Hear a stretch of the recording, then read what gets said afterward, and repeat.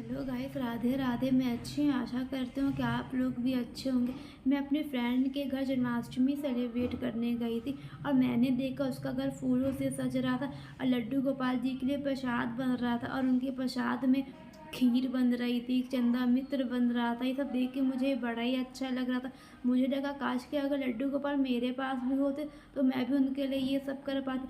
फिर मैं उसके बाद अपने फ्रेंड के रूम में गई। मैंने उसके रूम में देखा वो लड्डू गोपाल जी का झूला सजा रही थी और वो लड्डू गोपाल जी का झूला बड़े प्यार से सजा रही थी।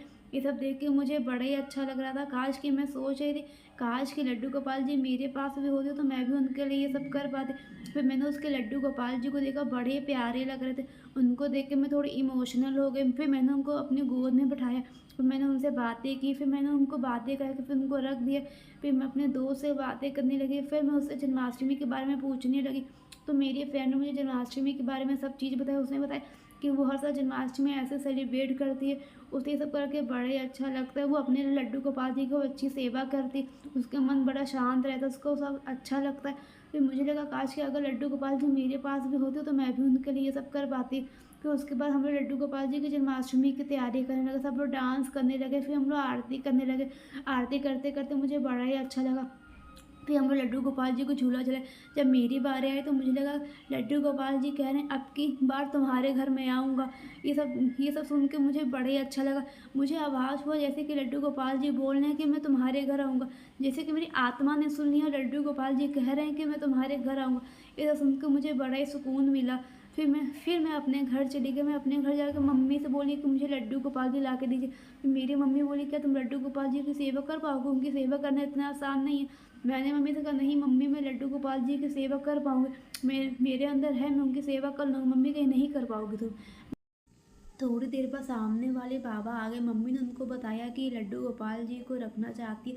तो सामने वाले बाबा कहे हाँ ठीक है, ये लड्डू गोपाल जी को रख लेगी। सामने वाले बाबा के पास खुद ही राधा कृष्ण की बहुत बड़ी मूर्ति है। वो दोनों बड़े सुंदर लगते, बड़े मनमोहक लगते।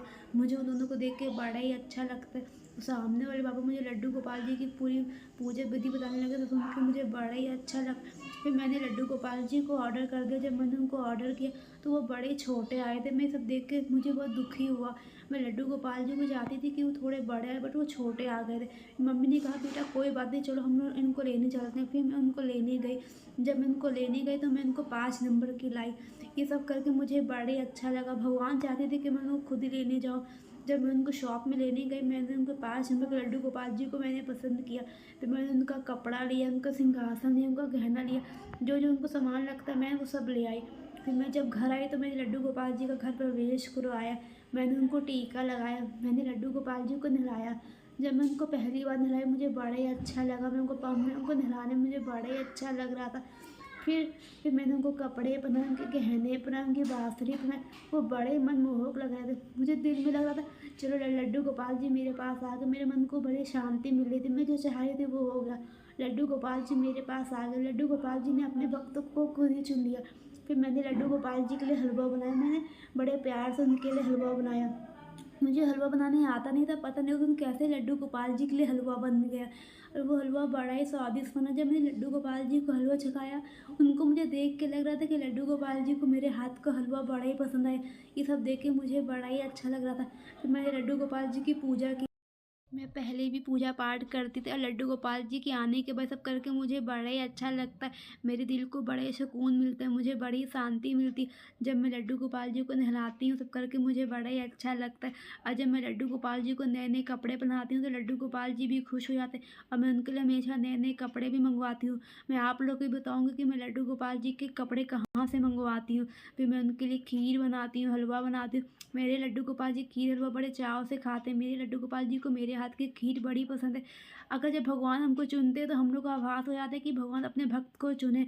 जैसे लड्डू गोपाल ने मुझे चुन लिया। जैसे कि मैं अपने दोस्त के घर गई थी, मुझे क्या पता था कि लड्डू गोपाल जी मेरे पास आएंगे। देखिए कैसे लड्डू गोपाल जी मेरे पास आ गए। अगर आप लोग न्यू तो लाइक करें, शेयर करें, सब्सक्राइब करें। तब तक के लिए बाय बाय। मेरी न्यू वीडियो को